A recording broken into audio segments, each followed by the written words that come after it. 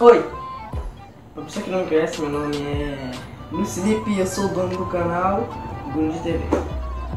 Começando, vai sair o grandioso vídeo do desafio tradução.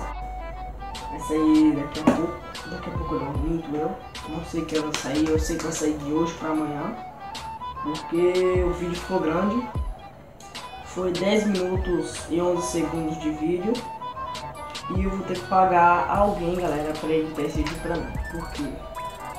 Porque nesse momento minha internet não tá muito boa, minha internet tá 1 mega. Eu vou assinar outro plano de internet, porque essa daqui tá uma bosta. E se eu for fazer isso vai demorar mais de um dia pra fazer o upload do vídeo e postar no YouTube. Ainda mais que eu tenho que editar ainda. Eu vou pagar pra essa pessoa editar e postar pra mim. Eu já sei quem é que eu vou pagar. Então, o vídeo, na minha opinião, ficou bom.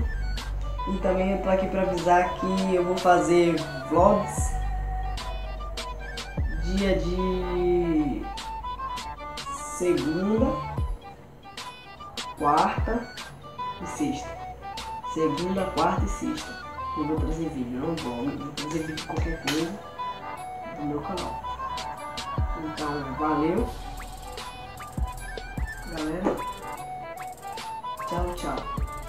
Fui!